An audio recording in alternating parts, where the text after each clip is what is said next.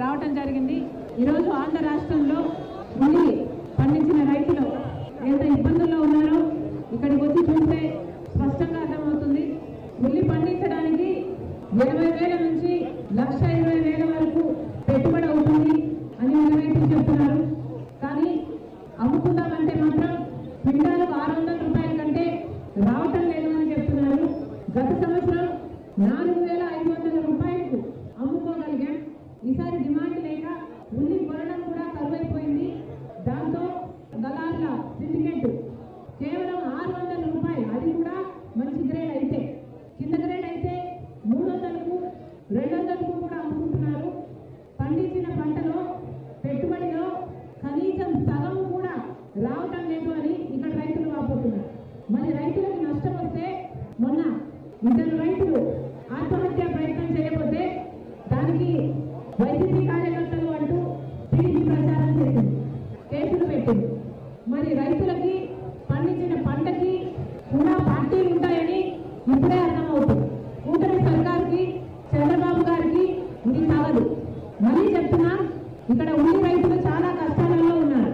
600 రూపాయల కంటే రావటం లేదు.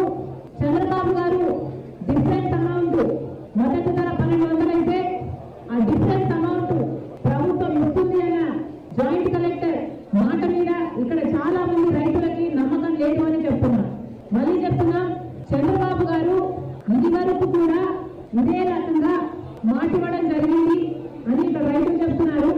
ఇది వరకు కూడా బకాయిలు ఉన్నాయి రైతులకి. గత సంవత్సరాలలో చంద్రబాబు గారు ఇచ్చిన మాటే ఇంతవరకు నెరవేరలేదు అని చెప్తున్నారు.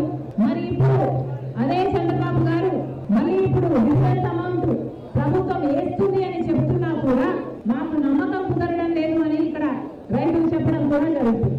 మరి చంద్రబాబు గారు ఉల్లి రైతుల విషయంలో రివ్యూ తీసుకొని ఎన్నో పెద్ద పెద్ద మాటలు చెప్పారు.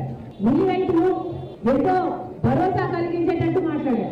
అసలు రైతులందరూ కూడా సుభిక్షంగా ఉంటేనే రాష్ట్రం బాగుంటుంది అన్నారు. రైతుల కళ్ళల్లో ఆనందం చూడటమే కూటమి ప్రభుత్వ లక్ష్యం అన్నారు.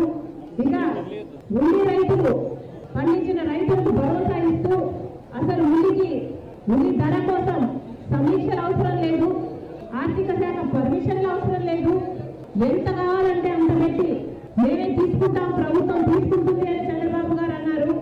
అవసరమైతే మార్క్సెట్ వీళ్ళని కూడా దిస్తాం, అలాంటి సంస్థలను కూడా దిస్తామని అన్నారు. ఉల్లి రైతులు ఏ మాత్రం చింత చెందాల్సిన అవసరం లేదు. ఉల్లికే కాదు, మిరపకైనా లేకపోతే వేరే పంటలకైనా పొగాకుకైనా చంద్రబాబు గారు చెప్పడం బయట విదేశాలలో నుంచి కూడా ఆర్డర్లు తీసుకొస్తామన్నారు.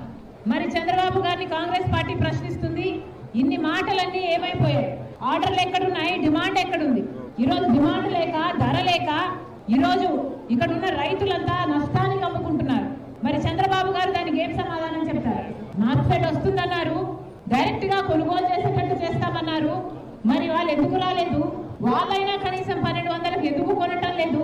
పోనీ మీరిచ్చిన 1,200 గ్యారంటీకి మీరైనా ఇంతవరకు ఒక్కరికైనా ఒక్క అకౌంట్ లో అయినా డబ్బులు ఎందుకు వేయలేదు? ఇక్కడ పండించిన రైతులందరూ 600కే అమ్ముకోవాల్సిన అవసరం ఎందుకు వస్తుంది? చంద్రబాబు గారు సమాధానం చెప్పాలి. మళ్ళీ చెప్తున్నా, చాలా మంది రైతులకి ఇక్కడ డిఫరెన్స్ అమౌంట్ వేస్తారు అన్న నమ్మకం లేదు.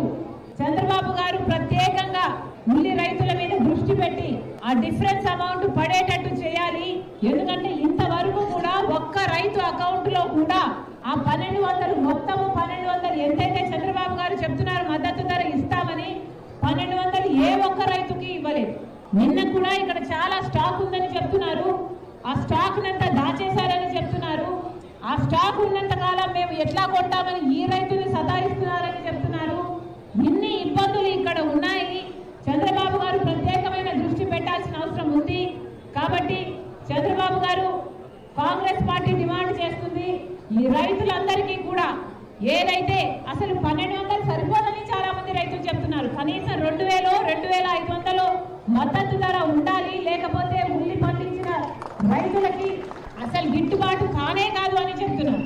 కాంగ్రెస్ పార్టీ ఇవన్నీ సమస్యలన్నీ విన్న తర్వాత చంద్రబాబు గారిని, కూటమి ప్రభుత్వాన్ని డిమాండ్ చేస్తుంది, అసలు మద్దతు ధరను కూడా పెంచాల్సిన అవసరం ఉంది. ఉల్లికి మద్దతు ధర కనీసం 2,400 రూపాయలైనా ఉండాలి అని కాంగ్రెస్ పార్టీ డిమాండ్ చేస్తుంది. ఇప్పుడు 1,200 ఏదైతే చంద్రబాబు